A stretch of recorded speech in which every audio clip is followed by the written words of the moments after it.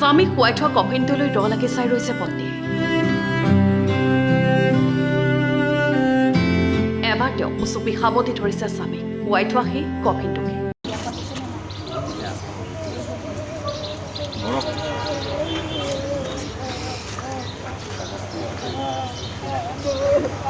লখিমপুৰৰ নৱনিযুক্ত আৰক্ষী জোৱান মিঠু গোৱালাৰ নচৰ দে ঘৰলৈ অনাৰ আগমুহূৰ্তৰ দৃশ্য এয়া।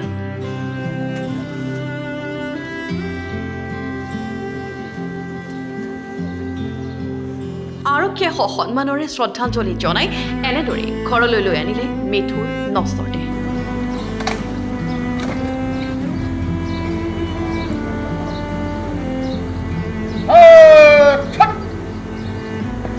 নিশা প্ৰায় 10মান বজাত মিঠুৰ নচৰ দে নিজ গৃহ পোৱাৰ পাছতেই সৃষ্টি হয় শোকাকুল পৰিৱেশ।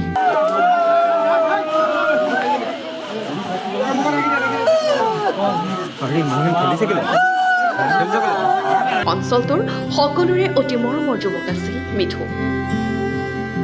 অসম আৰক্ষীত চাকৰি কৰাৰ সৰুৰে পৰা সপোন আছিল মিঠু গোৱালাৰ। দিনে নিশাই কষ্ট কৰি অসম আৰক্ষীৰ নিযুক্তি লাভ কৰাৰ পাছতো যেন আঁতৰোৱা হৈ ৰ'ল সকলো। কামাখ্যা ৰেল ষ্টেচনত উদ্ধাৰ হ'ল মিঠু গোৱালা নামৰ যুৱকজনৰ নিথৰ দেহ।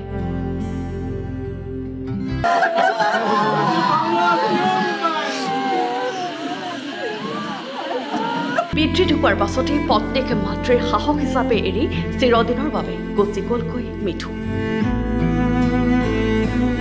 তেওঁৰ এই অকাল মৃত্যু সহজভাৱে ল'ব পৰা নাই কোনেও। সকলোৰে মৰমৰ শান্ত স্বভাৱৰ যুৱক মিঠুক শেষ বিদায় দিবলৈ যোৱা নিশা তেওঁৰ বাসগৃহত উপস্থিত হ'লগৈ সকলো।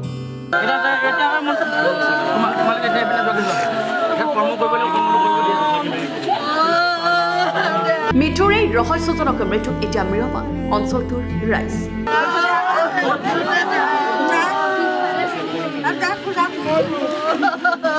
এই ঘটনাৰ উচিত তদন্ত বিচাৰিছে এতিয়া সকলো। এই চাকৰিটো নাপাওঁতে সিয়ে মই আপোনাৰ ড্ৰাইভিঙৰ স্কিল টেষ্ট আছিলে, সি ড্ৰাইভাৰ কনষ্টেবলৰ চাকৰি পাইছে। যেতিয়া যাওঁতে সিয়ে মই ট্ৰেইনিং ষ্টেচন একেলগে দিব গৈছিলোঁ। দিবলৈ যোৱা সূত্ৰে তাক মই মাজতে যেতিয়া আমি যে একেলগে জানে মই তাক ক'লোঁ পানী বটল এটা আনকৈ তই নামি যা। সি তেনেকুৱা নানামে কৈছে মোৰ বেগ এছেক আছে লৈ যা পানী বটল এটা আনকৈ। কিন্তু সেই সূত্ৰে মানে সি তেওঁ এনেকৈ বেগ এৰি বা চেণ্ডেল খুলি সি তেনেকুৱা নামি নাযায়। আৰু মানুহটো যদি তেনেকুৱা পৰে আপোনাৰ মুখখনহে দুখ পাব, কিন্তু তাৰ এতিয়া ব্ৰেইনটোৰ পৰা ট্ৰেইনৰ আলিত পেলাই পিনি মানে ফালি আছে, যেনেকৈ পৰি আছে সেইটোত মানে ধৰক ৰহস্য কিবা লুকাই আছে। আৰু ট্ৰেইনৰ দবাত এতিয়া কোন কোন আছিলে আমি সেইটো বিষয়ে নাজানো।